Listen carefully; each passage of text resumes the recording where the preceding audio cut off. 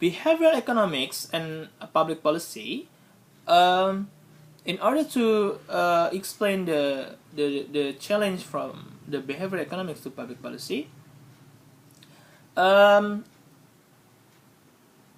is we need to understand about the individual behavior, which is very important to ensure the effectiveness of policies and regulation. In the process of developing a proposed regulation or policy, an understanding to the responses from affected parties plays an important role to achieve the final objective. Regulators or policymakers can use behavioral economics to anticipate public responses and achieve an effective objective.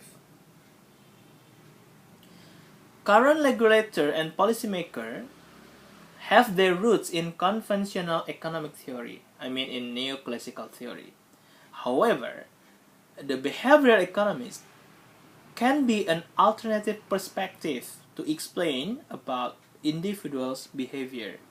It would help the policymaker to predict the impact of particular policy on behavior, primarily in choosing the structure of a regulation or policy.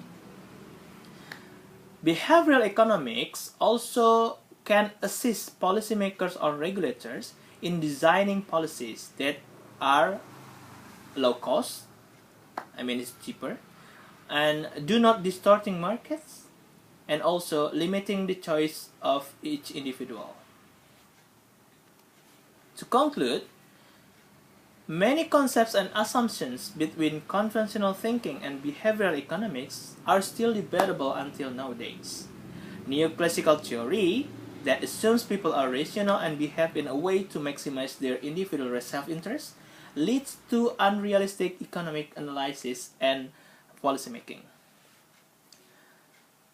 On the other hand, many concepts from behavioral economics try to challenge the neoclassical theory that people would be predictably irrational.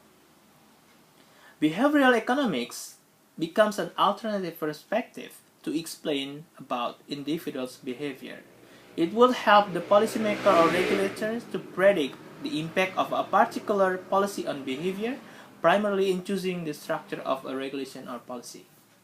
Last but not least, the goal of every department and agency is to develop policies and regulations that meet objectives and respond to and are representative of society. Behavioral research at the early stages of regulatory development may help to achieve these goals, and it would not necessitate a significant shift from activity that government already undertakes. And this is the references that I used to compose this presentation. Okay, I think that's all for my presentation. Thank you for your attention. I would like to receive some questions, but